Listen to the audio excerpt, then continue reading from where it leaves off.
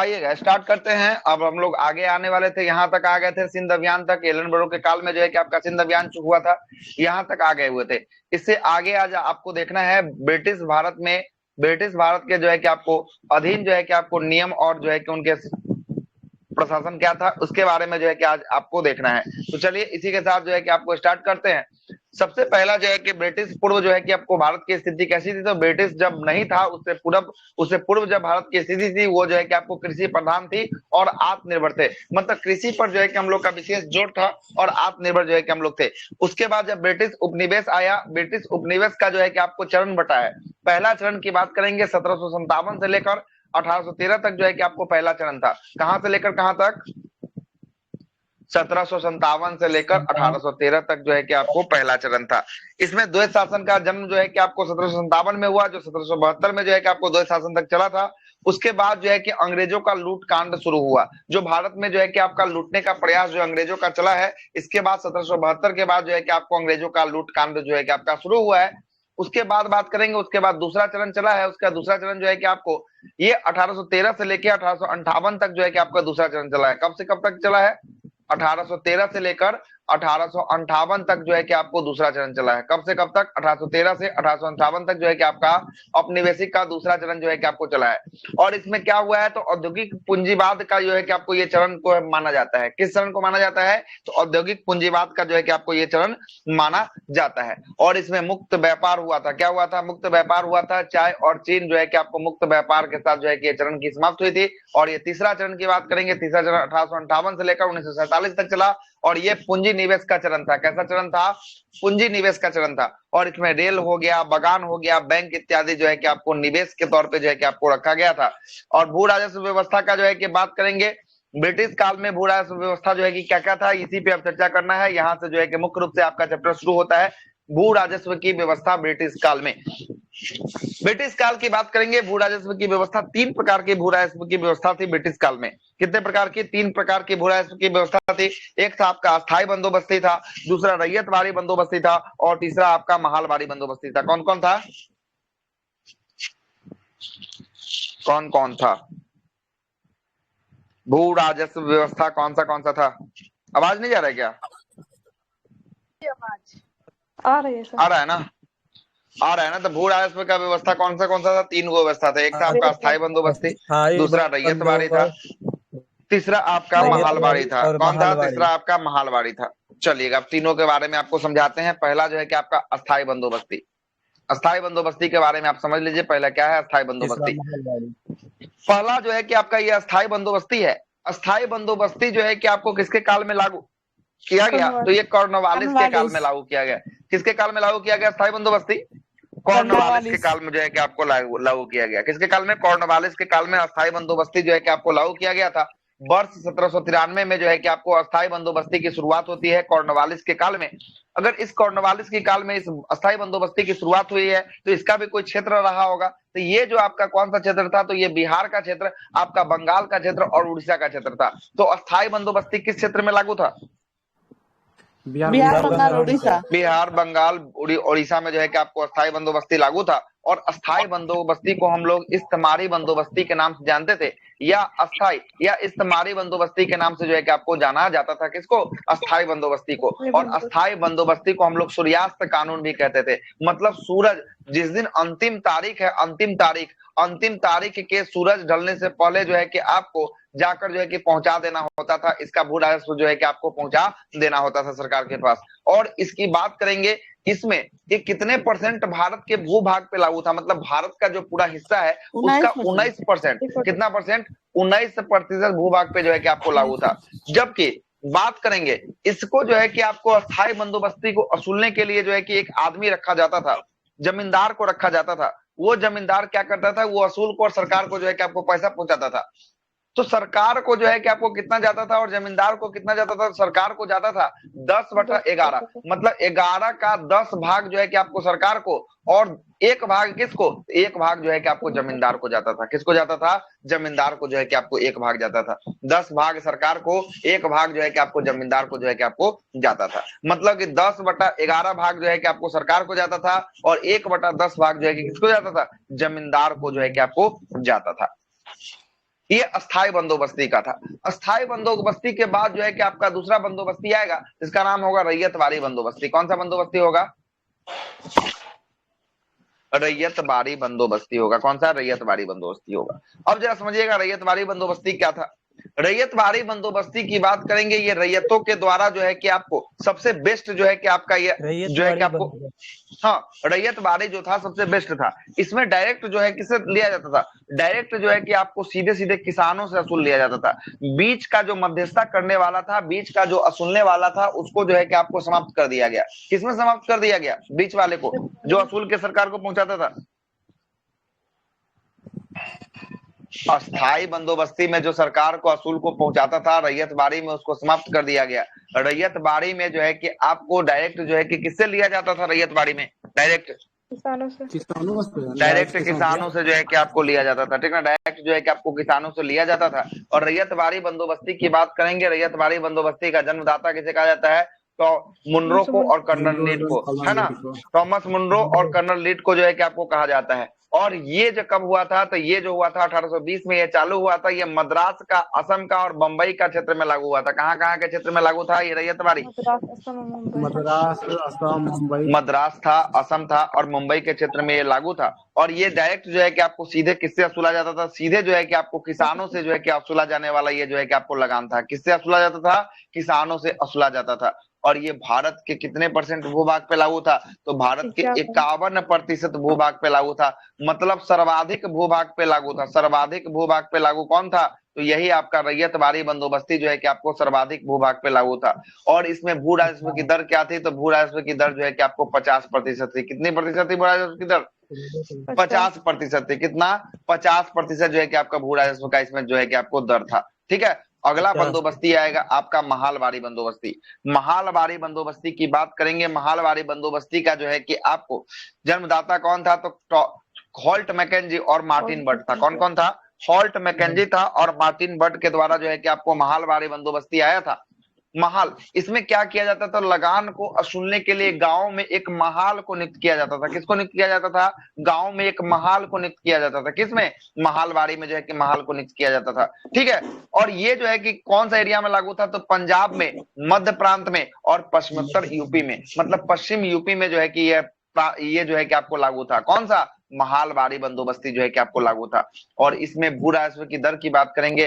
भू राजस्व जब महालवाड़ी शुरू हुआ था उस समय 60% था, लेकिन बाद में इसके प्रकोप को क्या कर दिया गया? कम कर दिया गया। बाद में कितना? तो ये 50% ही आपको कर दिया गया। कितना कर दिया गया? 50% ही कर दिया गया। और महालवाड़ी की बात करेंगे भारत के कितने परसेंट भूभाग पे? तो ये भारत के 30% भूभाग पे जो है कि आपको लागू था। कितने परसेंट पे? 30% पे लागू था। तो यहाँ पे 3 गो आपका ब्रिटिश काल में भू राजस्व की प्रणाली 3 अपनाई गई थी। हम तीनों के बारे में आपसे चर्चा कर दिए हैं। तो आइए आपसे प्रश्न करते हैं तीनों के बारे में। जरा आप प्रश्न बताइएगा तीनों के बारे में। पहला प्रश्न बताइएगा कि अस्थाई बंदोबस्ती भारत के कितने भूभाग पे लागू था? अस्थाई बंदोबस्ती 19% भूभाग पे लागू था। अगला प्रश्न बताइएगा रैयतवाड़ी बंदोबस्ती भारत के कितने भूभाग पे लागू था? 51% भूभाग पे। और महालवाड़ी बंदोबस्ती कितने परसेंट भूभाग पे लागू था? 30% महालवाड़ी जो है कि आपको लागू था। ठीक ना, 30% लागू था। महालवाड़ी को लागू करता कौन था? महालवाड़ी बंदोबस्ती का हॉल्ट मैकेंजी और मार्टिन बर्ड। हॉल्ट मैकेंजी और मार्टिन बर्ड था। जबकि रैयतवाड़ी की बात करेंगे, रैयतवाड़ी के लागू करता कौन था? मुनरो और कर्नल रीड। हाँ, तो हाँ, मुनरो और कर्नल लीड के द्वारा जो है कि आपको लागू किया गया। अस्थाई बंदोबस्ती का लागू करता कौन था? लॉर्ड कर्नवालिस था। अस्थाई बंदोबस्ती किस वर्ष आया था? अस्थाई बंदोबस्ती 1793 में आया था। कब आया था? 1793 में जो है कि आपको आया था, अस्थाई बंदोबस्ती आया था। अस्थाई बंदोबस्ती का क्षेत्र, एरिया कौन सा था? क्षेत्र कौन सा था? बिहार, बंगाल, उड़ीसा। बिहार, बंगाल और उड़ीसा का जो है कि आपको एरिया था। इसमें जमींदार को कितना हिस्सा मिलता था और सरकार को कितना मिलता था? सरकार को मिलता 10/11 और जमींदार को 1/10। चलिए ठीक है, 1/10 मिलता था। ये भारत के कितने परसेंट भूभाग पे लागू था? 19%। 19% भारत के भू। सबसे अधिक भारत के भूभाग पे कौन सा आपको ब्रिटिश भू राजस्व का जो है कि आपको लागू था? रैयतवाड़ी। रैयतवाड़ी कितना पर था?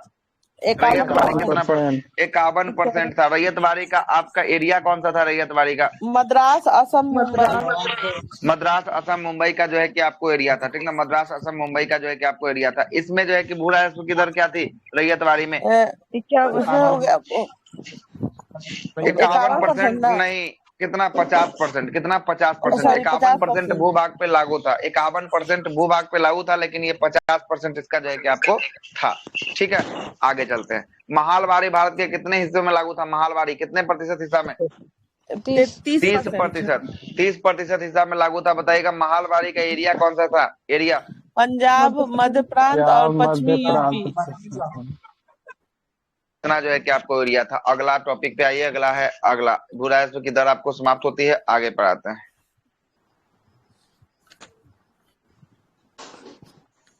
अब आइएगा, अगला है धन निष्कासी का सिद्धांत। अब देखिए क्या क्या सब बात जो है कि आपको सामने आएगा अब देखने को चलेगा।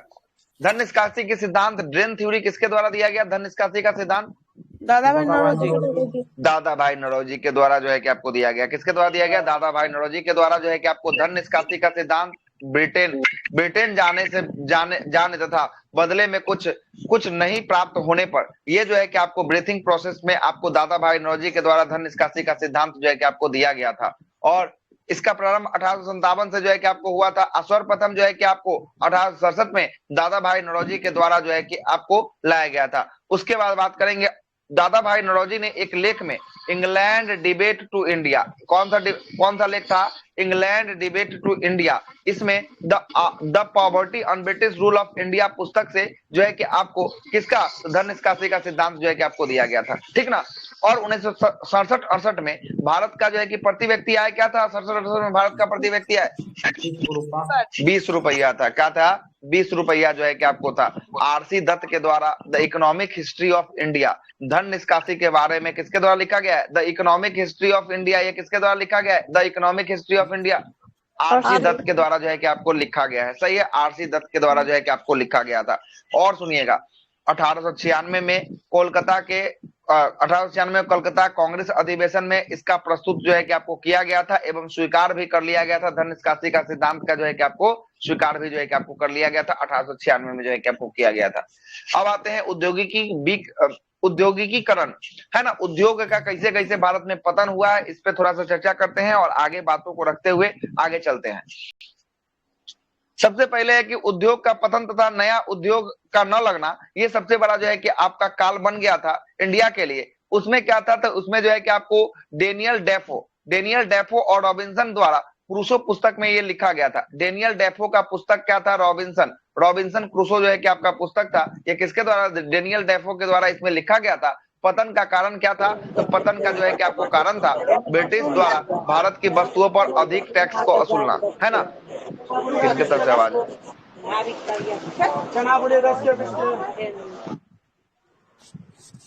अरे चना भाई साहब बंद कीजिए, है ना। सुनिएगा, क्या था पतनों का कारण? क्या था? तो ब्रिटिश के द्वारा जो है कि भारतीय वस्तु पर अधिक टैक्स जो लगा दिया था, इसलिए भारतीय वस्तु जो है कि आपको नहीं बिकते थे। टैक्स ज्यादा होने के कारण इसका सबसे बड़ा पतन का कारण जो है कि आपको ये बना था। दूसरा पतन का कारण क्या था? तो संरक्षण एवं खरीदारी का ना मिलना, मतलब कि ना संरक्षण मिलता था, ना रख रखाव के लिए एरिया मिलता था, और ना इसका कोई खरीदार मिलता था, ठीक ना। इसके लिए भी जो है कि यह विफल हो गया। और तीसरा जो था, तीसरा क्या था? औद्योगिक क्रांति में भारत में कच्चे माल का उत्पादन एवं तैयार के लिए माल का बाजार जो है कि आपको न होना, इसका भी सबसे बड़ा जो है कि आपको कारण था। और चौथा था सिंथेटिक रंग, है ना। जो सिंथेटिक रंग जो है कि आपको मशीन का महत्व, ये सब जो है कि आपको आ चुका था पूरा विश्व में, जो है कि आपको चालू हो गया था। मशीन के कारण जो है कि आदमी का उद्योग से जो है कि आपको पतन हो गया था। ये 4-5 जो है कि आपको कारण है उद्योग का पतन होने का कारण है, ठीक ना। सिंथेटिक रंग जो है कि उस समय जो है कि ब्रिटेन में आविष्कार कर लिया गया था, रंगों का प्रयोग कर लिया गया था। आदमी पहले जो है कि हाथ से बुनता था, अब जो है कि उसके जगह पे मशीन आ गया था। ये सब के कारण जो है कि भारत में क्या हो गया? उद्योग का जो है कि आपको पतन हो गया था। एक आपका ददनी प्रथा था। कौन सा प्रथा था? ददनी प्रथा। ये ददनी प्रथा क्या था? ददनी प्रथा जो है कि उत्पादन से पहले ही आपको पैसा दे देना, यही आपका ददनी प्रथा कहलाता है। क्या प्रथा कहलाता है? उत्पादन से पहले ही आपका पैसा दे देना, पैसा को देना, ददनी प्रथा जो है कि आपको कहलाता है। अब 3 कठिया प्रथा तो आपको पता ही होगा। 3 कट्ठा में कितना कट्ठा? 3 कट्ठा, 1 बीघा में 3 कट्ठा। 20 कट्ठा में जो है कि आपको 3 कट्ठा पर जो है कि आपको नील खेती के करना जो है कि आपको क्या कर दिया गया था, अनिवार्य जो है कि आपको कर दिया गया था। अब आते हैं थोड़ा सा भारत में रेल का विकास को थोड़ा समझ लेते हैं कि भारत में रेल का विकास कैसे कैसे हुआ है, नहीं हुआ है, इसके बारे में समझ लेते हैं। सबसे पहले रेल का विकास की बात करेंगे। रेल जो है कि आपको 1853 में, कब 1853 में मुंबई से थाने के बीच कितना किलोमीटर चलाया गया रेल? 34 किलोमीटर। 34 किलोमीटर जो है कि आपको रेल जो है कि आपको चलाया गया था। किस गवर्नर जनरल के काल में ये चला है रेल? डलहौजी के काल में जो है कि आपको ये रेल चला है। रेल का विकास एवं आर्थिक विकास से प्रेरित न होकर सैनिक एवं व्यवसायिक हितों में प्रेरित था और एवं निवेश के काल में सर्वाधिक निवेश जो है कि आपको रेल में 1858 में जो है कि आपका निवेश जो है कि आपका हुआ है रेल में, है ना। प्रारंभिक चरण में निवेश पर 5% ही लाभ जो है कि आपको लाभ की गारंटी थी। उसके बाद जो है कि यह जो है कि आपको 3.5 से 4% जो है कि आपको तक रखा गया था। अब आते हैं रेलवे का कैसे कैसे विकास हुआ है, देखिएगा। रेलवे बोर्ड का जो है कि स्थापना कब किया गया? रेलवे बोर्ड का स्थापना 1905 में किया गया। कब किया गया? 1905 में किया गया। किसके समय में? कौन सा गवर्नर जनरल था 1905 में? कर्जन था। कौन था? कर्जन था। इसके लिए एक आयोग बना था। वो कौन सा आयोग था रेलवे बोर्ड के लिए? रॉबर्टसन आयोग था। कौन सा आयोग था? रॉबर्टसन आयोग जो है कि आपको रेलवे के लिए था। 1903 में ही आपको रेलवे का रॉबर्टसन आयोग का गठन जो है कि आपको कर लिया गया था। उसके बाद आगे चलते हैं। रेलवे का जो है कि आपको रेलवे का अधिक विकास, सबसे अधिक विकास किसके काल में हुआ है? रेलवे का सबसे अधिक विकास कर्जन के काल में जो है कि आपको हुआ है। किसके काल में हुआ है? कर्जन के काल में जो है कि आपका सबसे अधिक जो है कि आपका रेल का विकास जो हुआ है ये कर्जन के काल में हुआ है, ठीक ना। रेलवे में एक वर्ष आयोग या एक वर्ष कमीशन आया था जो है कि आपको 1921-22 में आया था। इसके रिपोर्ट के आधार पर 1925 में, कब? 1925 में जो है कि आपको रेल बजट को आम बजट से अलग कर दिया गया। कब अलग कर दिया रेल बजट को आम बजट से? 1925 1925 में अलग कर दी। नहीं, अलग कर दिया। विवेक देव राय आपको मिला देगा। विवेक देव राय जो है कि आपको मिलाएगा 2017 में, है ना। एक वर्ष अलग ना करेगा, ठीक ना। एक वर्ष कमेटी की सिफारिश पे जो है कि आपका ये रेल बजट को आम बजट से अलग कर दिया गया। कब अलग कर दिया गया? एक वर्ष कमीशन के सिफारिश पे 1925 में जो है कि आपको 1925, कब? 1925 में जो है कि आपको अलग हुआ। लेकिन फिर से इसको रेल बजट को आम बजट से मिक्स कर दिया गया या मिला दिया गया। किस समिति के सिफारिश पर? विवेक देवराय। ये है आपका विवेक देवराय समिति के सिफारिश पर। देवराय समिति के सिफारिश पर जो है कि आपको 2017 में एक दूसरे के साथ फिर से आपको क्या कर दिया गया? विलय जो है कि आपको कर दिया गया। क्या कर दिया गया? विलय जो है कि आपको कर दिया गया। यहाँ लिखा हुआ है। अब जरा आइएगा, कुछ आदमी के द्वारा टिप्पणी किया गया। रेल जब भारत में आया तब उस समय कुछ लोगों के द्वारा टिप्पणी कर दिया गया। क्या क्या टिप्पणी किया है जरा समझिएगा। पहला कार्ल मार्क्स का साहब का टिप्पणी है। क्या टिप्पणी है जरा सुनिएगा। यह टिप्पणी है कि जिस देश में लोहा कोयला मौजूद हो वहां अगर तकनीकी पहुंचा दिया जाए तो उस देश का आधुनिकीकरण होने से कोई नहीं रोक सकता है। मतलब इनका कहना था कि जिस देश में लोहा हो कोयला हो, ये अगर दो चीज हो, अगर वहां पे मौजूद हो, अगर वहां पे आधुनिकीकरण या तकनीकी को पहुंचा दिया जाए, तकनीकी मतलब कि यही रेल का विकास, जैसे तकनीक को पहुंचा दिया जाए तो उस देश को आधुनिकीकरण मतलब विकसित होने से कोई नहीं रोक सकता है। ये कथन किसका था? तो ये कथन था आपका किनका? कार्ल मार्क्स का था। किनका था? कार्ल मार्क्स था। अर्नाल्ड का भी एक कथन था। क्या कथन था अर्नाल्ड का जरा समझिएगा। अर्नाल्ड का कथन था कि भारत में रेलवे ने वह कर दिखाया। रेलवे ने वह कर दिखाया जो अकबर एवं टीपू के निरंकुश शासक न कर पाए और भारत को एकीकृत न कर पाए। वो कर दिया। कौन कर दिया? वो कर दिया आपका रेलवे कर दिया। जो भारत में अकबर के द्वारा और टीपू के द्वारा निरंकुश शासक के द्वारा ये जो है कि आपको पूरा भारत को एकजुट न कर दिया गया, जो आपका कौन करके दिखा दिया? तो आपका रेलवे करके दिखा दिया। ये कौन? ये किनका कथन है? ये कथन अर्नाल्ड का है। किनका कथन है? अर्नाल्ड का जो है कि आपको कथन है। अगला कथन तिलक साहब का भी है। तिलक का कथन बहुत बेहतरीन है, जरा इसको समझिएगा। तिलक का कथन क्या है जरा सुनिएगा। तिलक का कथन है कि भारत में अंग्रेजों द्वारा रेलवे का विकास पर खुश होना ऐसा ही है। अंग्रेजों के द्वारा रेलवे का विकास होना रेलवे के विकास पर खुश होना ऐसा ही है जैसे दूसरी की पत्नी को अलंकारित या अलंकृत देखकर खुश होना है। मतलब दूसरी की पत्नी को सज सवर कर देखकर खुश होना, वैसे ही अंग्रेज के द्वारा भारत में रेलवे का विकास को जो है कि आपको भारतीय के द्वारा खुश होना सेम टू सेम इसी की तरह है। ये कथन किसका है? ये कथन जो है कि आपका तिलक साहब का है। किनका है?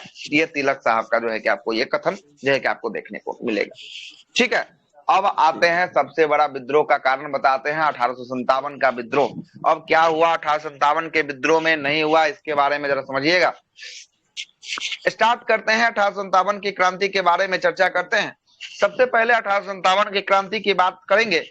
1857 की क्रांति का जो है कि बहुत सारा कारण था। क्या था? बहुत सारा जो है कि आपको कारण था 1857 की क्रांति का, लेकिन इसका तत्कालीन कारण जो था वो चर्बी युक्त कारतूस था। क्या था? चर्बी युक्त जो है कि आपको कारतूस, इसका तत्कालीन कारण जो है कि आपको बना था। अब जरा समझिएगा कहानी। आता है समय 1857 से पहले 1856 का। कब आता है? 1856 में। 1856 में जो है कि आपको पुराने बंदूक को, पुराने जो है कि आपको बंदूक को बदल दिया जाता है। किसको बदल दिया जाता है? पुराने बंदूक को जो है बदल दिया जाता है। उस पुराने बंदूक का नाम रहता है ब्राउन ब्रेन्स। क्या नाम रहता है उसका? Brown brains. ठीक ना? उस ब्राउन ब्रेन्स के स्थान पर यहाँ पे न्यू एनफील्ड राइफल को शामिल कर लिया जाता है। किसको शामिल किया जाता है? न्यू एनफील्ड राइफल को जो है कि आपको शामिल कर लिया जाता है। और कहा जाता है कि जो न्यू एनफील्ड राइफल है उसका जो खोखा है उसको दांत से जो है कि आपको घींच के खोलना पड़ता था। किससे घींच के? दांत से घींच के जो है कि आपको खोलना पड़ता था। और वो जो आपका जो जिसमें पैक रहता था, जिसमें वो कवर रहता था, वो बोला गया कि वो जो है कि आपको चर्बी युक्त कारतूस था। मतलब वो आपका गाय और जो है कि आपका सुगर का चर्बी से जो है कि आपको निर्मित था, ये बोला गया था। ठीक ना? तो इसी के संदर्भ में किसके द्वारा? तो मंगल पांडे के द्वारा जो है कि सबसे पहले क्या कर दिया गया? मंगल पांडे के द्वारा जो है कि आपको मना कर दिया गया। और जब मना किया तो वहां का 2 सैन्य अधिकारी था। एक का नाम था लेफ्टिनेंट बाग और दूसरा का नाम था सर्जेंट जो है कि आपको ह्यूरोज था। ये दोनों को क्या किया? तो ये दोनों जब मना किया, ये मंगल पांडे तो ये सब नहीं सुना, तो ये बोला कि जबरदस्ती खोलो। तो ये जो है कि मंगल पांडे क्या किया? ये दोनों आदमी को गोली मार दिया। और मंगल पांडे जब गोली मार दिया तो मंगल पांडे कहाँ का था? तो मंगल पांडे था 34वीं नेटिव इन्फेंट्री का सेना का, ये जो है कि आपको हेड था, बैरकपुर का था। अब बैरकपुर कहाँ पड़ता है? तो बैरकपुर जो है कि आपको पश्चिम बंगाल में पड़ता है। कहाँ पड़ता है? पश्चिम बंगाल में पड़ता है। हाँ, सिपाही था, सिपाही। बैरकपुर में जो है कि 34वीं नेटिव इन्फेंट्री का एक सिपाही था। ठीक है। उसके बाद जो है कि जब गोली मार देता है, ये अपने सेना अध्यक्षों को जो है कि गोली मारता है, जहां का ये हेड रहता है वहां का गोली मारता है, तब इसको जो है कि आपको फांसी दे दिया जाता है। 8 अप्रैल 1857 को इसको फांसी दे दिया जाता है। और फांसी देने के बाद कुछ दिन तक जो है कि मैटर जो है कि आपको शांत हो जाता है। 8 अप्रैल के बाद की बात करेंगे, कुछ दिन तक मैटर शांत होगा। उसके बाद अप्रैल के बाद जैसे ही आपका मई आएगा, मई के 10वीं तारीख को, मतलब 10 मई को फिर से ये बम फूटेगा। कहां फूटेगा बम? ये फूटेगा अब उत्तर प्रदेश के मेरठ में फूटेगा। कहां फूटेगा? उत्तर प्रदेश के ये मेरठ में जो है कि आपको बम फूटेगा। और यहाँ पर मेरठ छावनी के लोग ने आपको, भारतीय सेना ने आपको चर्बी युक्त कारतूस का प्रयोग करने से इनकार कर देता है और वहां के अधिकारियों पर जो है कि आपको गोली चलाता है और जो है कि विद्रोह का प्रारंभ जो है कि आपको वहां से कर देता है। उसके बाद वहां से निकलता है, पहुंच जाता है 12 मई को दिल्ली। कहां पहुंचता है? 12 मई को जो है कि आपको दिल्ली पहुंचता है। और दिल्ली पहुंचने के बाद दिल्ली पर पूरा कब्जा कर लेता है, अधिकार कर लेता है। और उस समय दिल्ली पर जो है कि मुगल बादशाह, किसका शासन था? तो मुगल बादशाह बहादुर शाह जफर या द्वितीय का शासन चल रहा होता है। और द्वितीय से बोलता है कि अब हमारा लीड जो है कि आप ही करिएगा। मतलब हम आपको सर्वोच्च कमांडो जो है कि आपको बना देते हैं। अब हमारा लीड कौन करेगा? तो बहादुर शाह जफर करेगा। तो बहादुर शाह जफर बोलता है कि इतना राइफल शामिल कब किया गया था? जनवरी में के दिसंबर 1856 में। अच्छा, वो आ रहा है ना, फैक्ट पे आएंगे तो सब आ जाएगा, टेंशन नहीं लीजिए, सब आएगा। अभी तक कहानी आपको बता रहे हैं, पूरा का पूरा अभी समझाएंगे। अभी तक पूरा लिखा ही हुआ है मैटर। अभी तक खाली हमको जो याद है वहां बकते हुए जा रहे हैं। अभी तक जो छूटा है वो सब कुछ अभी आना ही बचा है। ठीक ना? तो वो जो है कि आपको क्या करता है? तो उसको जो है कि आपको प्रधान सेनापति घोषित कर देता है और पूरा जो है कि दिल्ली पर कब्जा कर देता है। और कब्जा करने के बाद जो है कि आपका विद्रोह का शुरुआत होता है 1857 की क्रांति। और जब देखता है कि विभिन्न क्षेत्रों से सब आदमी लड़ रहा है, तो जहां जहां अंग्रेज जिसको सताया रहता है, सब जो है कि अपने अपने जो है कि आपको लड़ाई में कूद जाता है। तो ये व्यक्तिगत रूप से जो है कि आपको ये लड़ाई जो है कि आपको देखने को मिलेगा आगे चलकर। और उस समय एक प्रश्न और पूछेगा कि वहां जब दिल्ली से जब बहादुर शाह जफर का नेतृत्व मिलता है, तो बहादुर शाह जफर का सेनापति कौन रहता है? सेनापति बख्त खान। कौन था? बख्त खान जो है कि आपको रहता है। कौन रहता है? बख्त खान जो है कि आपको रहता है। आइए अब हम लोग चलते हैं पूरा का पूरा पीडीएफ पे आते हैं। ये पहले आपको कहानी हम पहले आपको समझा दिए। आइएगा प्रमुख बिंदु की बात करेंगे। प्रमुख, हाँ ज्यादा करके इसमें क्या? किसानों ने भाग लिया सबका, ठीक ना? हाँ, ज्यादातर किसान और साहूकार जो है कि आपको भाग नहीं लिया था, ठीक ना। किसान और साहूकार जो है कि आपको भाग नहीं लिया था, किसान तो ठीक लिया है। था ना सर, किसान ने हाँ, जमींदार, सॉरी, जमींदार और साहूकार भाग नहीं लिया था, किसान भाग लिया था।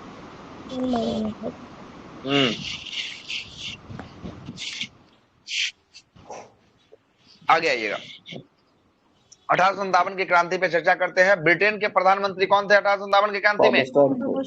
लॉर्ड पामस्टन थे। सही है, लॉर्ड पामस्टन जो है कि आपको 1857 की क्रांति में जो है कि आपको लॉर्ड पामस्टन थे।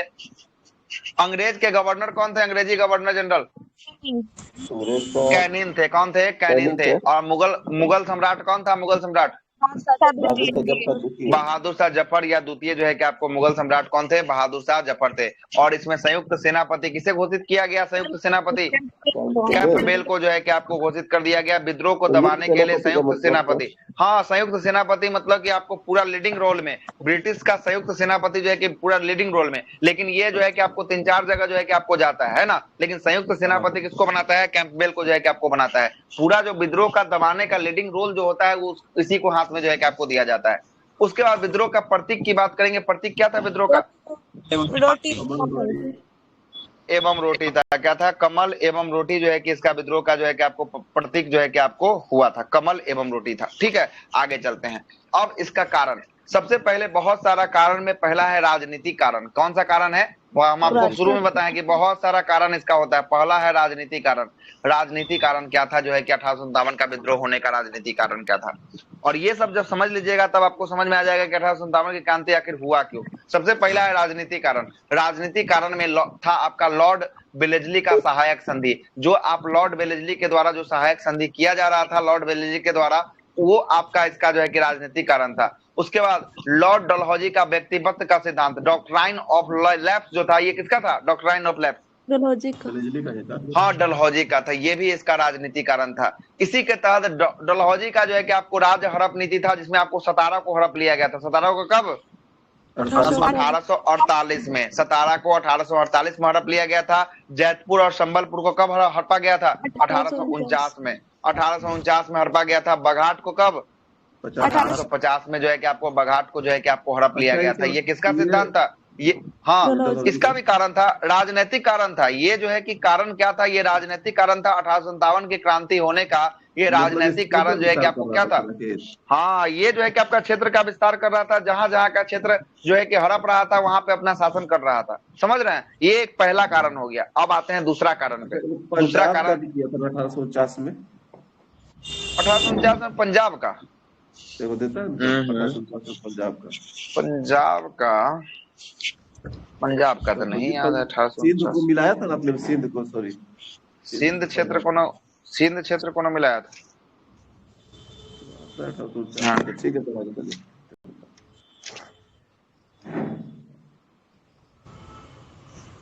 होगा कहीं ना कहीं तो लिखना ही होगा वो। पंजाब का भी आता है, इसमें नहीं था, ये वाला से था। पंजाब को भी अपने मिलाया था। पंजाब वाला तो हमको याद नहीं आ रहा है जो आप बोल रहे हैं।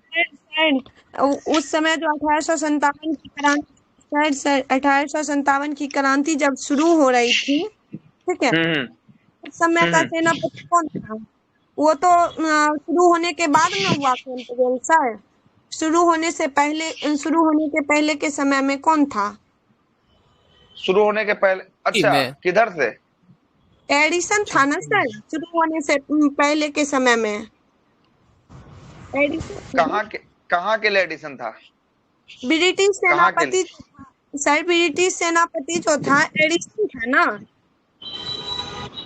हो सकता है, इसके बारे में नहीं जानकारी है मुझे, है ना, जानकारी नहीं। ठीक है, हो सकता है, हो सकता है आपकी बातों को नहीं काट रहे हैं, हो सकता है, जानकारी नहीं है मुझे। ठीक है, जानकारी नहीं है। को मिलाया था पंजाब को 1849 में ब्रिटिश पंजाब को जी सर 1849। सही बोल रहे हैं। चलिए तो इसको भी लिख देते हैं, 1849 में पंजाब को, पंजाब प्रांत को जो है कि आपको 1849 में जो है कि आपको मिला लिया था। ये इसका राजनीतिक कारण था। इसके बाद जो आता है इसका प्रशासनिक कारण। अब प्रशासनिक कारण क्या था इसको भी जरा समझ लीजिएगा। प्रशासनिक कारण था कि ब्रिटेन अंग्रेज के द्वारा जो है कि आपको भेदभाव की नीति अपनाता हुआ था। अंग्रेज जो है कि प्रशासनिक जो है कि आपको सेवाओं में सम्मिलित नहीं होने दिया था, और जो है कि उच्च पद पर भारतीयों को जो है कि आपको हटाकर किसको रखता था, तो ये ब्रिटिश लोगों को जो है कि आपको लगता था। ये इसका प्रशासनिक कारण था। उसके बाद अंग्रेज जो है कि भारतीय उच्च सेवाओं हेतु अयोग्य जो है कि आपको मानता था। अंग्रेज जो है कि भारतीयों को उच्च सेवा के लिए क्या मानता था, अयोग्य मानता था। ज्यादा पढ़ा लिखा नहीं है इसलिए इसको अयोग्य जो है कि आपको मानता था। और इन्हीं सब बात को लेकर जो है कि आपको दोष होकर जो है कि भारतीय का आक्रोश जो है कि इसमें जो है कि आपको आक्रोश का भाव आया। ये कौन सा कारण था, ये प्रशासनिक कारण था। प्रशासनिक क्षेत्रों में भारत की योगदान कम थी, भारत के लोगों की योगदान कम थी, इसलिए ये प्रशासनिक कारण था। तो पहला हम राजनीतिक कारण बताए हैं, दूसरा आपको प्रशासनिक कारण बताए हैं। 53 में जब पास किए थे ना, कब पास किए थे सर? वो 53 में जो पास किए थे तो वो सब उस समय उतना नहीं ना था। कोई जो है कि आपको था उस समय जो है कि आपको हीने भावना से देखा जाता है, छोटे छोटे पद पर रखा जाता था। इसके बाद जब देखिएगा ना तब यहाँ पे शिक्षा का विकास होता था। और जब ब्रिटेन से आदमी को बुलाया जाता था तो वो ज्यादा पैसा लेता था और काम भी कम करता था। तो इसलिए जो है कि आपका शिक्षा का विकास दिया गया कि यहीं के आदमी को रखेंगे और पैसा भी कम लेंगे, और पैसा भी जो है कि आपका कम देंगे उसके अपेक्षा तुलना में, और काम भी जो है कि आपको अधिक करवाएंगे। तीसरा जो कारण था, अब ये राजनीतिक कारण आ जाएगा। सामाजिक एवं धार्मिक कारण, सामाजिक एवं धार्मिक कारण क्या था, सुनिएगा। सामाजिक धार्मिक कारण, तीसरा कारण जो था सामाजिक धार्मिक कारण, ये सांस्कृतिक सुधार की नीतियां पारंपरिक भारतीय संस्कृति को छीनकर मानकर जो है कि आपको बदलाव करना चाहता था। इसमें जो है कि आपको समाज के रूढ़िवादी वर्गों को ब्रिटिश के विरुद्ध जो है कि आपको खड़ा जो है कि आपका हो गया था। इसके बाद देखिएगा तो 1813 के चार्टर एक्ट में ईसाई मिशनरियों को जो है कि आपको क्या करने के लिए, तो अपने धर्म का प्रचार करने के लिए जो है कि आपको आजादी दे दिया था। 1813 का एक्ट जब पढ़ा रहे थे वही हम आपको बताए थे ना, है ना। तो वहां पे ईसाई मिशनरियों को क्या कर दिया था, अपने धर्मांतरिक कार्य के लिए जो है कि आपको प्रोत्साहन करने के लिए जो है कि आपको प्रचार करने का जो है कि आपको बोल दिया गया। ये भी इसका कारण था। उसके बाद 1856 में डलहौजी के समय जो है कि प्रस्तुत जो है कि आपका विधवा पूरा विवाह अधिनियम लॉर्ड कैनिंग के द्वारा जो है कि आपको शासनकाल में पारित हुआ था। ये भी इसका कारण था। ये सब इसका जो है कि आपको सामाजिक और धार्मिक कारण जो है कि आपको रहा था। इसके बाद सैन्य कारण की बात करते हैं। अब सैन्य कारण क्या था, बहुत सारा कारण होने के बाद ये 1857 की क्रांति होती है। सैन्य कारण की बात करेंगे। सैन्य कारण में भारतीय सेना के साथ भेदभाव होता था। क्या होता था, भारतीय सेना और अंग्रेजी सेना। अंग्रेज जो था वो एक गो था, अब भारतीय कितना था, भारतीय आपको 5 गो सेना था। कितना था, 5 गो। अगर मरबो करेगा तो ज्यादा भारतीय मरेगा, अंग्रेज सेना कम मरेगा, है ना। ये अनुपात में जो है कि आपको रखा जाता था। और कैनिन के समय 1856 में आपको समान सेवा भर्ती अधिनियम जो है कि आपको पारित किया गया था। किस भर्ती अधिनियम, 1856 में समान सेवा भर्ती अधिनियम को पारित किया गया, जिसके द्वारा किसी भी समय किसी भी स्थान पर समुद्र पार पर सैनिक को भेजा जाना था। क्या था, भेजा जाना था। और अंग्रेजी सरकार के आदेश पर निर्भर हो गया था। और यह भारतीयों के लिए जो है कि आपको सामाजिक धार्मिक जो है कि मान्यताओं के खिलाफ जो है कि आपको ये कारण था। तो ये आपका सैन्य कारण था। इसके बाद सैन्य कारण के बाद देखिएगा 1854 में आता है सर, यहाँ पे मतलब इस समुद्र को पार करना धर्म माना जाता था, उसी में ही बोल दिया क्या? हाँ, इसी में जो है कि आपको ये बात जो है कि आपका बोला गया था। ये 56 वाला में जो है कि आपको कैनिने के समय जो है कि आपको ये बात जो है कि कहा गया था। इसी कारण ये सैन्य कारण भी जो है कि आपको माना गया। अब सैन्य कारण में दूसरा कारण क्या था, जरा सुनिएगा। 1854 में जो है कि आपको डाकघर अधिनियम कैनिन के काल में आया था। किसके काल में आया था, डाकघर अधिनियम कैनिन के काल में आया था। होगा ना सर? अच्छा, डलहौजी, कैनिन बोलना है, डलहौजी होगा, सॉरी। डलहौजी के काल में जो है कि आपको जो है आया था, ये 54 में आया था डाकघर अधिनियम। ये डाकघर अधिनियम में क्या हो गया, तो पहले जो आदमी जब भेजता था ना नोटिस, जो डलहौजी कौन था, अंग्रेज नहीं था। तो डलहौजी अंग्रेज था, तो ब्रिटिश सेना का नेतृत्व कर रहा था, तब कौन था? डलहौजी कौन था, भारतीय था क्या वो? नहीं, भारतीय कैसे था? वही डलहौजी ब्रिटिश सेना का नेतृत्व कर रहा था, तो अंग्रेज था, सही था। तो दिक्कत किस बात की है? लॉर्ड को ब्रिटिश में लगा है।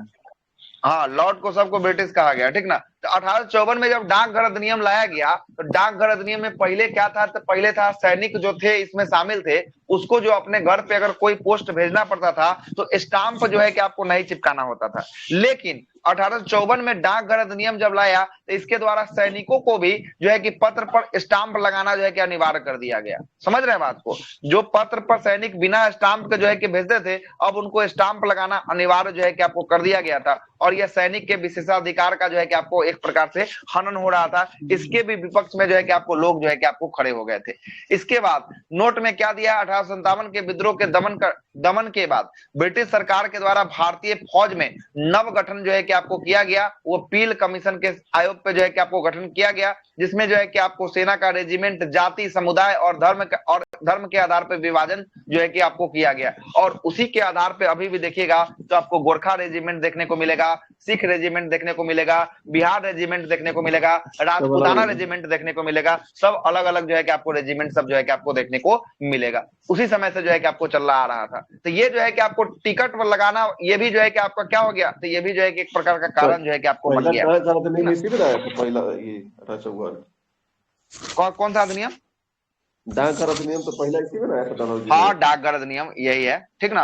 उसके बाद आ गया तत्कालीन कारण। ये 3-4 कारण हम आपको बता दिए। उसके बाद कौन सा कारण आया? अब आ गया तत्कालीन कारण आ गया। अब तत्कालीन कारण को जरा समझिएगा। तत्कालीन कारण क्या था? तत्कालीन कारण था 1856 में सरकार के द्वारा पुरानी बंदूक को बदलकर, मतलब ब्राउन बेंस के स्थान पर न्यू एनफील्ड राइफल का जो है कि आपको प्रयोग जो है कि आपको किया गया, प्रयोग को निषिद्ध किया गया। इसे जो है कि आपको लगाने के लिए कारतूस के ऊपरी भाग में दांतों को खींचकर खोलना पड़ता था। वो सुगर और आपको गाय के चर्बी का जो है कि आपको बना था। अब जरा समझिएगा, पहला घटना होता है जनवरी 1857 में दमदम में पहली बार जो है कि ये फैलता है, ये बात फैलता है। उसके बाद 1857 में फरवरी महीने में बहरामपुर में यह बात फैलता है। दमदम बहरामपुर है, ये दोनों का दोनों कहाँ है, तो दोनों का दोनों पश्चिम बंगाल में है।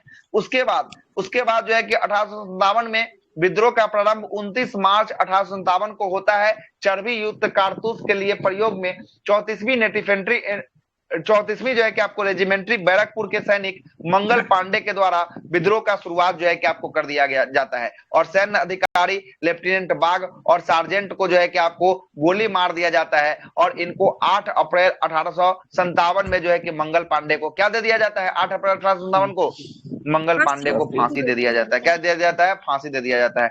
और देखिएगा एनसीईआरटी के अनुसार लिख दिए, एनसीईआरटी के अनुसार 29 मार्च 1857 इसको लिया है। कब लिया है? 29 मार्च लिया है, ठीक ना। कैसे मारेंगे सर? ऑप्शन देखना पड़ेगा, ठीक ना, ऑप्शन देखना पड़ेगा। लेकिन ज्यादातर एग्जाम में ये वाला लिया है, 8 अप्रैल वाला ही लिया है, 8 अप्रैल वाला ही लिया है ज्यादातर एग्जाम में अभी तक, ठीक ना। ये लेकिन लिख दिए एनसीईआरटी के अनुसार 29 मार्च 1857 को जो है कि आपको किया गया। झुरसन भी था सरकार को, इसी में किसी का झुरसन भी नाम था क्या? जोसफ बाग और झुरसन हुर्सफ है, ये ह्यूरोज लिख दिए, हुर्सफ है ना। ये क्या है? ह्यूर्सफ है, ह्यूर्सफ है। इसी को ना मारता है, सार्जेंट बाग को और ह्यूर्सफ को जो है कि आपको मारता है। फांसी कब? 8 अप्रैल 1857 को जो है कि आपको फांसी होता है। इसके बाद 1857 का विद्रोह बैरकपुर का कमांडिंग ऑफिसर कौन था? कमांडिंग ऑफिसर जो है कि आपको हारसे था। कौन था? हारसे जो है कि आपको कमांडिंग ऑफिसर था। यही बोल रहे थे क्या नाम उस समय? से ही था सर, हम दूसरा बोल रहे थे सर। अच्छा, दूसरा बोले थे, ठीक। आगे आते हैं। इसके बाद इसका विस्तार होता है। इसका विस्तार जो है कि इसको तो फांसी तो अप्रैल में दे दिया गया। उसके बाद इसका विस्तार होता है मई महीने में।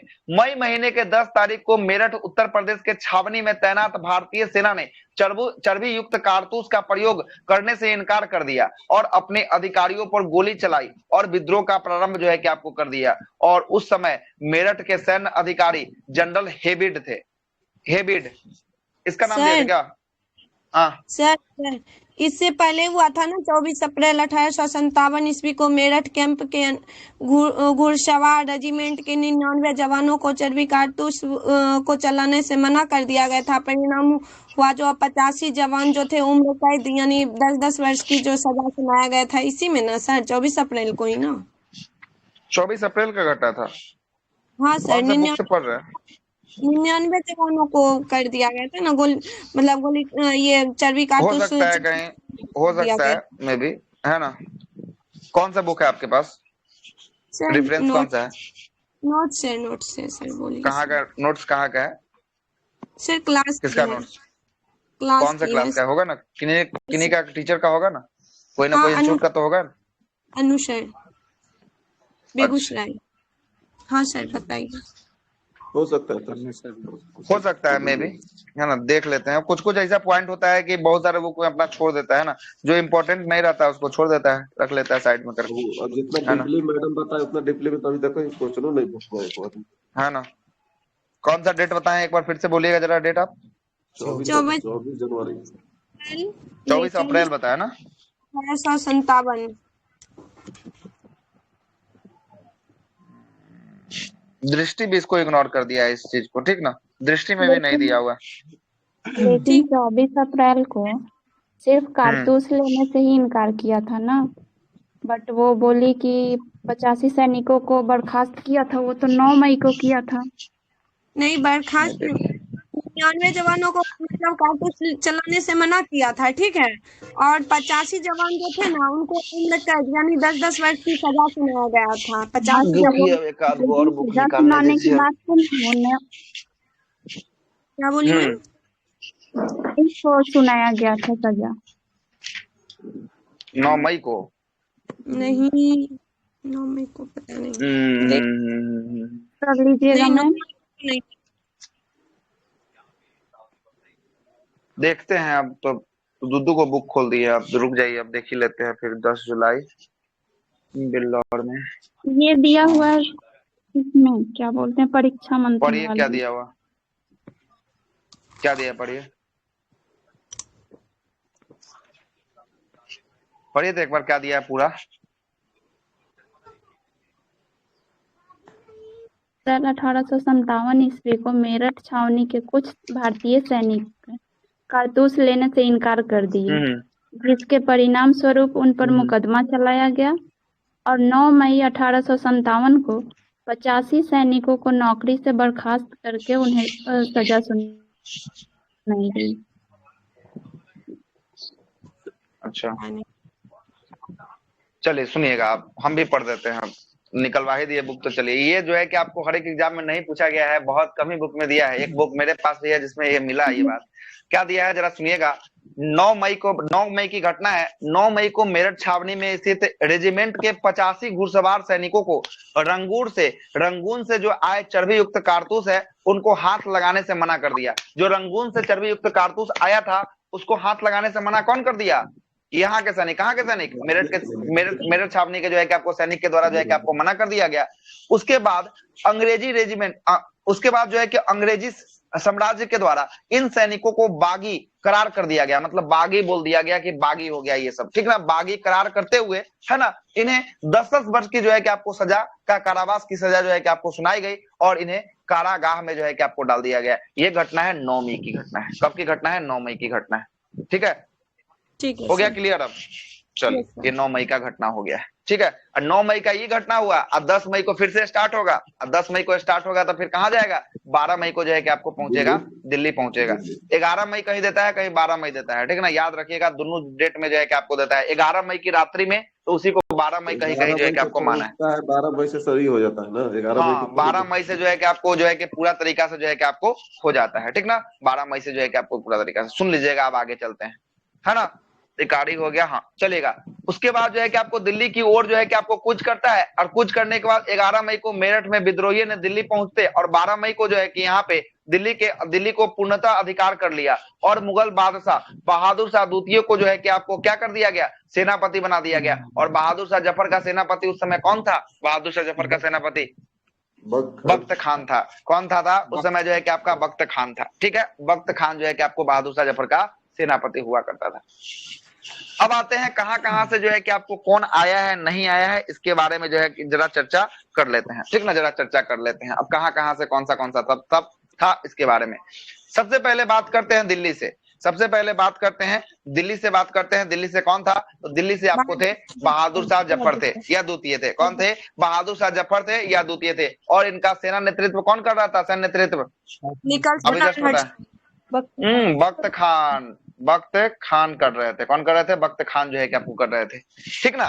सैन्य नेतृत्व बात करेंगे इसको दमन करने के लिए किसको किसको भेजा गया था?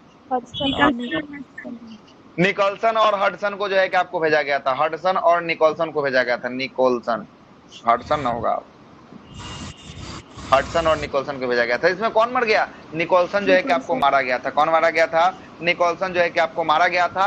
हडसन जो है कि आपको बच गया था, हडसन बचा था। इसके बाद क्या होता है, जब यहाँ पे ये दोनों आदमी मिलकर दमन कर देता है, दमन करने के बाद जो है कि आपको हुमायूं के मकबरा के पास बहादुर शाह जफर को जो है कि गिरफ्तार कर लिया जाता है। किसके मकबरा के पास गिरफ्तार किया जाता है बहादुर शाह जफर को? हुमायूं के मकबरा के पास जो है कि आपको कर लिया जाता है। और उसके बाद जो है कि आपको क्या होता है, तो ये जो है कि आपको सूचना दिया जाता है किसको? जीनत महल को जो है कि आपको सूचना दिया जाता है। और इनके बाद जो है कि इसके बाद 1857 की क्रांति के वजह से रंगून भेज दिया जाता है। कहाँ भेज दिया जाता है? रंगून जो है कि आपको भेज दिया जाता है। और रंगून में अंतिम रूप से जो है कि क्या होता है, रंगून में अंतिम रूप से इनका जो है कि आपको देहांत हो जाता है, मृत्यु हो जाता है। कब? 1862 में जो है कि आपको मृत्यु हो जाता है। ठीक ना, 1862 में मृत्यु हो जाता है। आगे आते हैं, 7 नवंबर 1862 को मृत्यु हो जाती है इनकी। कितना तारीख? 7 नवंबर जी, 7 नवंबर। ठीक है, चलो अब आते हैं अगला है कौन सा? लखनऊ है। लखनऊ की बात करेंगे। लखनऊ में जो है कि क्या हुआ था जरा समझिएगा। लखनऊ की बात करेंगे। लखनऊ में आपको बेगम हजरत महल थी। कौन थी लखनऊ से नेतृत्व कर रही थी? लखनऊ से बेगम हजरत महल जो है कि आपको नेतृत्व कर रही थी। इनका उपनाम था महक परी था। क्या था? महक परी था। ठीक ना, महक परी था। और इनको दमन करने के लिए किसको भेजा गया था? लखनऊ से दमन करने के लिए लॉरेंस और कैंपबेल को जो है कि आपको भेजा गया था। किसको भेजा गया था? कैंपबेल को भेजा गया था। और यहाँ पे वो लिख लीजिएगा, बेगम हजरत महल के साथ साथ बिजलिस कादरी का भी नाम आता है। किसका नाम आता है? बिजलिस कादरी का भी जो है कि आपको नाम आता है, बिजलिस कादरी। ठीक ना, लिख देते हैं यहाँ पे। मोहम्मदी खातून भी क्या बोला जाता है इनको? हाँ, मोहम्मदी खातून, बिजलिस कादरी,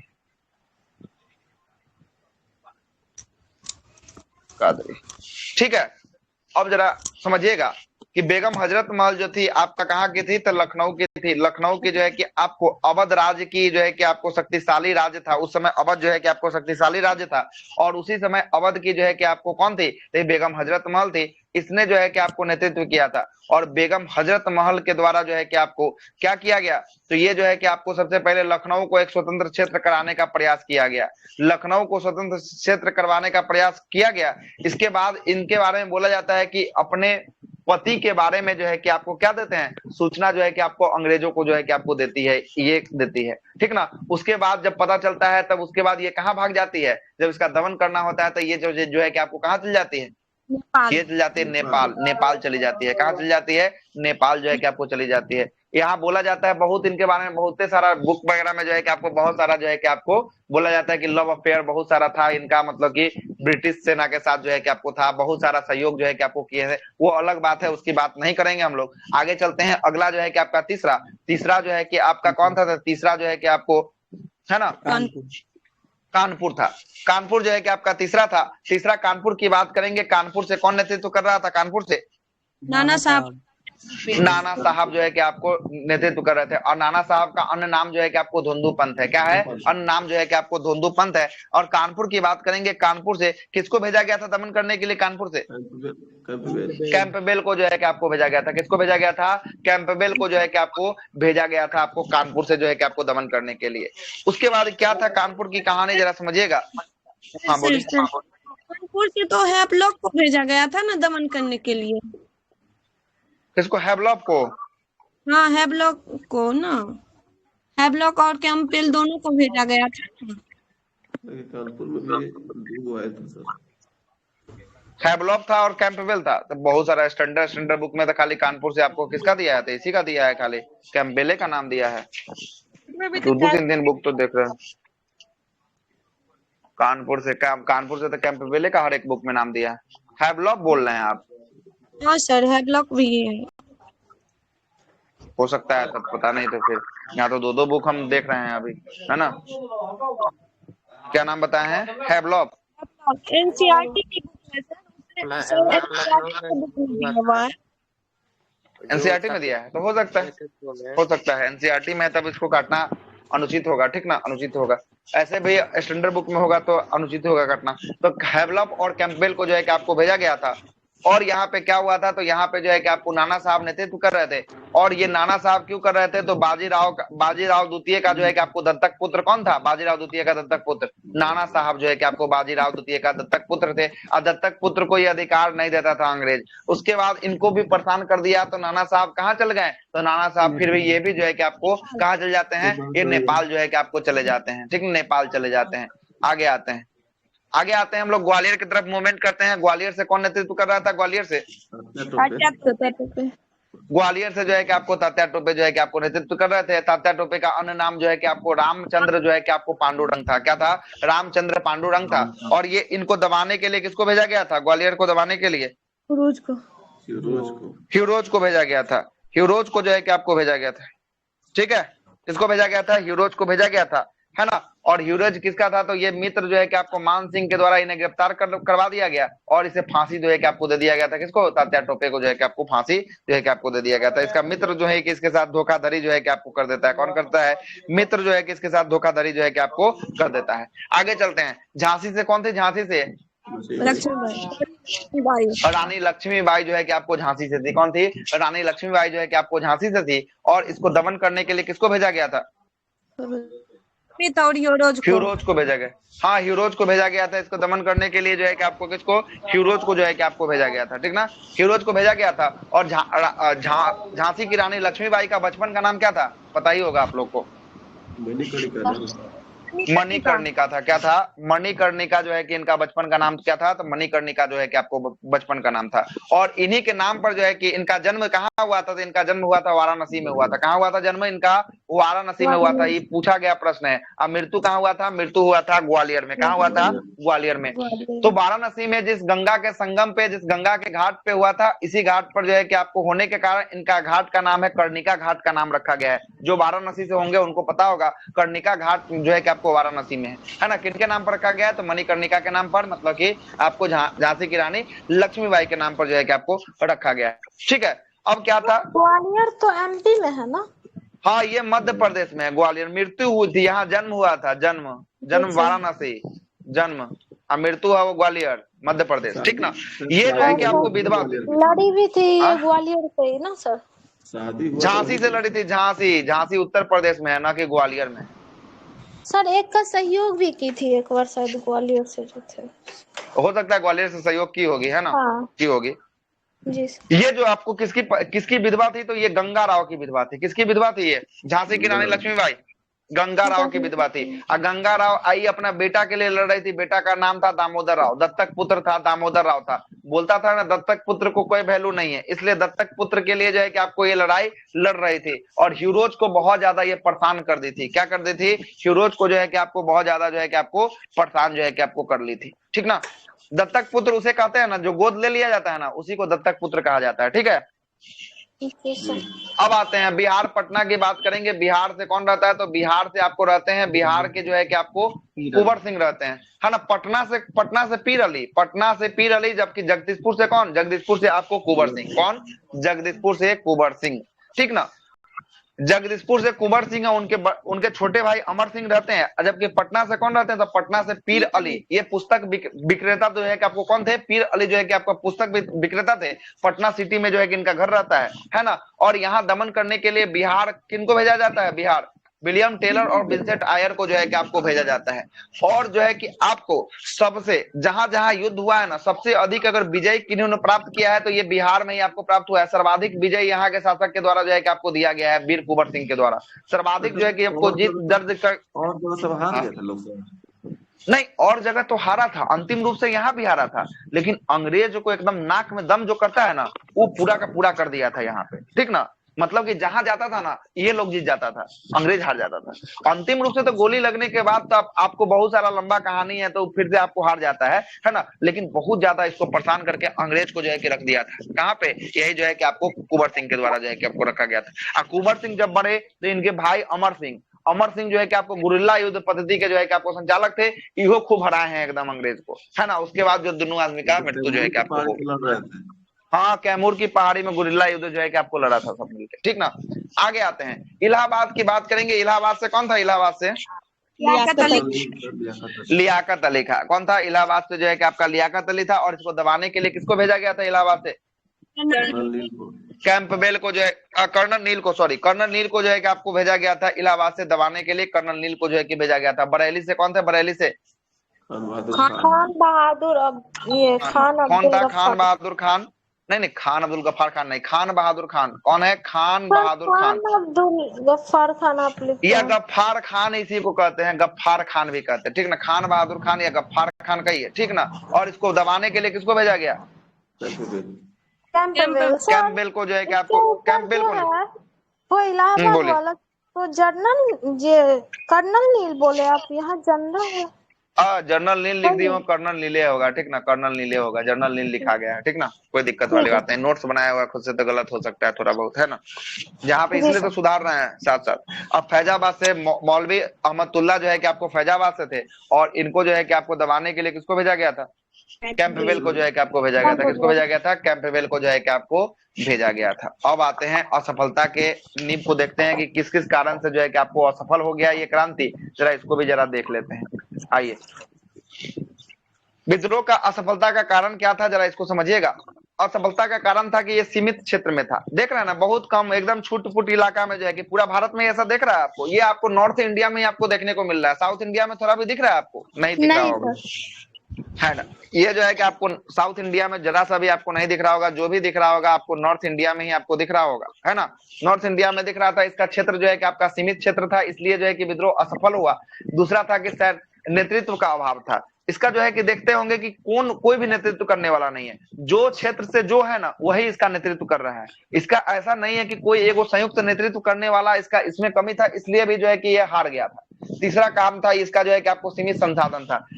अंग्रेज के पास तो बहुत सारा चीज था, लेकिन जो भारत की तरफ से लड़ रहे थे, जो भारत के विभिन्न हिस्सों से लड़ रहे थे, इनके पास क्या था? सीमित जो है कि आपका क्या था? सीमित जो है कि आपका संसाधन था।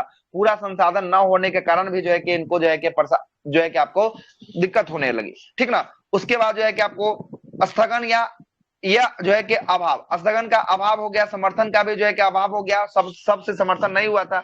उस दिन भी देख ही रहे थे आपसे डिस्कशन में, समर्थन आपको इनको प्राप्त नहीं हो रहा था, है ना, इसलिए भी था। और पांचवा कारण था भारत में असमर्थन, मतलब समर्थन, भारत का समर्थन नहीं मिला। और छठा है कि उद्देश्य या यह अस्पृश्यता या छुआछूत की बात करेंगे, ये सब भी जो है कि इसमें देखने को मिला था, जिसके कारण ये विद्रोह जो है कि पूरा का पूरा असफल जो है कि आपको हो गया था, ठीक ना। असफल जो है कि आपको हो गया था। इसके बाद जॉन लॉरेंस, हाँ बोलिए सर। इसमें ये भी था ना, योग नेतृत्वकर्ता का अभाव भी था ना, मतलब अच्छा नेतृत्व का अभाव यहाँ दूसरे नंबर पर। ऊपर में नेतृत्व का अभाव जो है कि ऊपर लिखी दी है, सबसे पहले दूसरे नंबर पॉइंट पे लिखे हैं, है ना। देखिए ना, मिटा दे क्या? नहीं दिख रहा है? लिख रहा है, दिखा सर। लेकिन ये तो उत्तर भारत में था सर। इसका रीजन क्या था? मतलब उत्तर भारत में ही सब लोग कर रहे थे। ब्रिटिश का जो है कि सबसे पहले उत्तर भारत पे ही आपको पकड़ था। सबसे अधिक जो है कि आपको जो भी आपका मटेरियल सब था, ये सब का सब जो है कि खजाना उत्तर भारत में ही सब था। इसलिए जो है कि आपका ज्यादा पकड़ जो है कि उत्तर भारत पे बनाना था। और उत्तर भारत का सबसे मुख्य केंद्र था कौन? दिल्ली था। दिल्ली जो है कि आपका किससे आ रहा है? दिल्ली तो पूरा एकदम पहले से आ रहा है ना। शेरशाह सूरी के समय से जो है कि आपको आ रहा है ना। इसलिए दिल्ली पर जिसका कब्जा हो गया, समझिए पूरा भारत पे कब्जा हो गया। इसीलिए दिल्ली के कब्जा करने के लिए जो है कि पूरा का पूरा ये जो है कि आपको रहस्य जो है कि आपको रचा गया था। आ रहा है बात समझ में? सर लेकिन सबसे वो धनी तो मतलब बंगाल था ना, इसलिए मतलब वो ज्यादा मतलब वहां पे बंगाल को तो लूटना आपको पलासी के बाद ही से शुरू कर दिया, पूरा लूटना, है ना। आगे आते हैं, अगला प्रश्न क्या, अगला देखिएगा, अगला क्या दिया है कि अगला दिया है कि जॉन लॉरेंस ने कहा कि यदि विद्रोहियों का एक योग्य नेता अगर होता तो हम सदा के लिए जो है कि आपको हार जाते। कौन बोल दिया ये बात? ये जॉन लॉरेंस बोल दिया। लॉरेंस ये बात बोल दिया कि अगर विद्रोहियों में एक जो है कि योग्य अगर नेता होता, अगर योग्य शासक होता तो हम लोग इस विद्रोह को जो है कि आपको हार जाते। और वही कारण सबसे बड़ा जो है कि आपको बन के रहा। इसी में जो है कि आप क्या किया, फूट डालो और राज करो की नीति जो है कि अपना लिया। जिधर जो है कि आपको 2-4-10 आदमी जुटता था, उसको जो है कि फोड़ देता था। फूट डालो और राज करो की नीति जो है कि आपको अपना लिया था। आगे आते हैं, स्वतंत्रता संग्राम की दृष्टि से भले ही यह विद्रोह असफल रहा, लेकिन कुछ दूरगामी परिणाम काफी उपयोगी रहे, जैसे मुगल साम्राज्य का दरवाजा सदा के लिए जो है कि आपको बंद हो गया। यही आपको विद्रोह के बाद जो है कि मुगल दरबार का जो है कि आपको दरवाजा क्या हो गया, सदा के लिए जो है कि आपको बंद हो गया। और अंतिम जो है कि कहाँ भेज दिया गया इनको, बहादुर शाह जफर या द्वितीय को रंगून जो है कि आपको प्रस्तावित जो है कि आपको रंगून जो है कि आपको भेज दिया गया। कहाँ, रंगून जो है कि आपको भेज दिया गया अंतिम रूप से। आगे आते हैं जरा सुनिएगा। 1858 में जब आयोजित होता है दिल्ली दरबार बोल रहे हैं, जब आयोजित होता है जो है कि आपको किसका, जो है कि आपको 1858 में इलाहाबाद में जो है कि आपका आयोजित किया जाता है। लॉर्ड कैनिंग जो है कि आपको घोषणा पत्र पढ़ते हैं। कौन पढ़ते हैं? लॉर्ड कैनिंग जो है कि आपको घोषणा पत्र पढ़ते हैं। किसका? महारानी विक्टोरिया का घोषणा पत्र पढ़ते हैं। कौन पढ़ते हैं? महारानी विक्टोरिया का घोषणा पत्र जो है कि आपको इलाहाबाद में पढ़ा जाता है और बोला जाता है कि एक दिन के लिए भारत की राजधानी जो है कि इलाहाबाद को बनाई गई थी। कितने दिन के लिए भारत की राजधानी? एक दिन के लिए जो है कि आपको भारत की राजधानी इलाहाबाद। हाँ, जहिया पढ़ा है वही का डेट जो है कि आप, हाँ 1 नवंबर, तो लिखिए 1 सर नवंबर। पाटलिपुत्र भी था ना बहुत पहले भारत की राजधानी। तो वो तो अलग हो गया, वो तो फिर यहाँ तो हो गया। मौर्य प्रशासन की बात करेंगे, इधर में आ जाइएगा तब वो अलग हो जाएगा। पाटलिपुत्र तो हर्यक वंश का शासक था वो, है ना। उदायन के द्वारा किया गया था, उदायन के द्वारा पाटलिपुत्र को राजधानी बनाया गया। तो ये सब छोटा छोटा ना, आपको ये राजवंश था ना, ये थोड़ा पूरा भारत की राजधानी थोड़ी है ना। तो 1 नवंबर को बोला जाता है कि इलाहाबाद को भारत की राजधानी 1858 को जो है क्या बनाया गया। इसी दिन जो है कि महारानी की घोषणा पत्र कौन पढ़ता है? लॉर्ड कैनिंग साहब जो है कि आपको पढ़ते हैं। और इसी में बोला जाता है कि कंपनी का शासन को समाप्त कर दिया गया और अब भारत का शासन सीधे क्राउन के हाथों के अधीन जो है कि आपको चला गया। तो कंपनी का शासन कब समाप्त होता है? कंपनी का शासन 1858 में जो है कि आपको कंपनी का शासन पूर्ण रूप से जो है कि आपको समाप्त हो जाता है। और डलहौजी की हड़प नीति को भी आपको समाप्त कर दिया जाता है इसमें, ठीक ना। डलहौजी की हड़प नीति को बोलिए, हड़प नीति को भी समाप्त कर दिया जाता है। बोलिए। तो जो कंपनी का शासन है सर, तो कंपनी तो ये तो अंग्रेज ही कर रहा था ना, कंपनी का शासन। अरे तो कंपनी अंग्रेज तो नहीं कर रहा था, कंपनी जो है कि पैसा दे रहा था अंग्रेज सरकार को, क्राउन को, प्रिंस को जो है कि आपको, लेकिन ये प्राइवेट कंपनी से था, है ना। भले ही सब कुछ जो है कि नियम कानून जो है कि बना रहा था कौन? कंपनी बना रहा था, कंपनी देख रहा था, ठीक ना। भले आप ब्रिटिश कंपनी था, ठीक है, लेकिन अब जो है कि कंपनी से हाथ से ले लिया शासन को, और किसके हाथ में? क्राउन के हाथ में। राजा महाराजा जो है कि वहां के अब शासन उसके हिसाब से करेंगे। तब इसी के बाद देखिएगा, अब गवर्नर जनरल का पद को समाप्त करके क्या बना दिया जाता है? गवर्नर जनरल का स्थान पे वायसराय कर दिया जाता है। क्या कर दिया? वायसराय जो है कि आपको कर दिया जाता है। और 1857 की क्रांति के बाद एक पील आयोग का गठन किया जाता है। किस आयोग का गठन किया जाता है? पील आयोग का गठन किया जाता है। और पील आयोग के सिफारिश पर अब सेना में बदलाव कर दिया जाता है। पहले जो 5:1 का हिसाब से था, अब 2:1 का हिसाब से आ जाएगा। का कितना? इंडिया का 1 और ब्रिटिश का जो है कि आपको 2 हो जाएगा। कितना हो जाएगा? ब्रिटिश का 2, इंडिया का 1। अब इस हिसाब से जो है कि आपको कर दिया गया पील आयोग के सिफारिश के बाद। इसके बाद पहले 1 मिनट सर, पहले वाला में तो इंडिया 5 था और 1 था ना। हाँ 5 इंडिया था, जो 5 जो है कि आपका ब्रिटिश था, सॉरी 5 ब्रिटिश था, 1 आपका इंडिया था। अब जो कर दिया क्या? 2 ब्रिटिश था, 1 इंडिया कर दिया। पिछले में तो इंडिया बताए थे कैनिंग के समय। अच्छा उल्टा बोल दिए हैं क्या? यहाँ हमको लग रहा है कि गलत ठीक हो गया, ब्रिटिश इंडिया वाला 5:1। अच्छा तो देखिए, ब्रिटिश सेना जो हो जाएगा 5 हो जाएगा, इंडियन सेना जो है कि आपको 1 हो जाएगा। अगर 5 अगर रख देता यहाँ पे 1 रहता तो ये सब बगावत करने के चलते एकरे मार देता 1 के, आप फिर ये सब राज करने लगता। समझ रहे हैं बात को? तो 5 तो हर हाल में नहीं होगा, है ना। तो उल्टा कहीं हो गया होगा, है ना। तो उल्टा कहीं हो गया होगा लिखने, ठीक ना। 5 अगर आप खुद लगाइएगा दिमाग, तो 5 अगर रखेगा 1 रहेगा, तो 5 1 गुट का, 1 गुट का, समझ रहे हैं ना। फिर बहुत दिक्कत हो जाएगा, है ना। तो अब 2:1 के हिसाब से जो है कि आपको 1857 की क्रांति के बाद जो है कि आपको कर दिया गया, ठीक ना, कर दिया गया।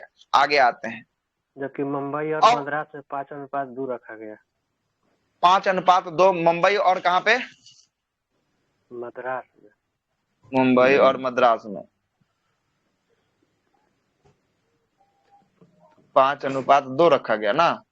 चलो ठीक है, क्योंकि यहाँ पे 1857 का प्रभाव नहीं था। हाँ इसका जो है कि प्रभाव नहीं था, इसीलिए कारण यही हो सकता है कि उसका प्रभाव वहां तक नहीं पहुंच पाया, इसी के लिए जो है कि आपको रखा गया होगा, है ना। चलेगा, आगे आते हैं अगला प्रश्न पे, अगला आते हैं। अब कुछ इतिहासकारों के द्वारा जो है कि आपको कथन कहा गया किसके बारे में? 1857 के बारे में जो है कि कुछ बात कहा गया है। जरा इसको भी समझ लीजिएगा क्या सब बात जो है कि आपको कहा गया है ना। सबसे पहले ये धर्मार्थियों और ईसाइयों के बीच का जो है कि विद्रोह का यह जो है कि आपको धर्म युद्ध था। यह किसके द्वारा कहा गया? तो रीछ के द्वारा कहा गया। किसके द्वारा क्या कहा गया? ये रीछ के द्वारा जो है कि आपको कहा गया। धर्मांतों का ईसाइयों के विरुद्ध जो है कि आपको ये धर्म युद्ध था, ये रीछ के द्वारा कहा गया। दूसरा किसके द्वारा? तो दूसरा जो है कि यह राष्ट्रीय विद्रोह था, ना ही यह सिपाही विद्रोह था। यह किसके द्वारा कहा गया? ना ये राष्ट्रीय विद्रोह था, ना यह सिपाही विद्रोह। यह डिजरायली के द्वारा कहा गया। किसके द्वारा कहा है? डिजरायली के द्वारा जो है कि आपको कहा गया। अगला है कि 1857 के विद्रोह। 1857 का विद्रोह ना तो प्रथम था, ना ही ये राष्ट्रीय था, और ना ही ये स्वतंत्रता संग्राम था। ये किसके द्वारा कहा गया? ये आरसी मजुमदार साहब के द्वारा जो है कि आपको कहा गया। किसके द्वारा? आरसी मजुमदार साहब के द्वारा जो है कि आपको कहा गया। अगला है कि यह पूर्णतः देशभक्त रहित और अस्थाई सिपाही विद्रोह था। यह किसके द्वारा कहा गया? देशभक्त रहित था, सीले के द्वारा जो है कि आपको कहा गया, है ना? सीले के द्वारा बोला गया था। हाँ, पूर्णतः सिपाही विद्रोह ये सीले के द्वारा कहा गया। यह जो है कि आपको सिपाही विद्रोह के अतिरिक्त कुछ और नहीं था। ये कुछ और नहीं था, कुछ नहीं था। ये किसके द्वारा कहा गया?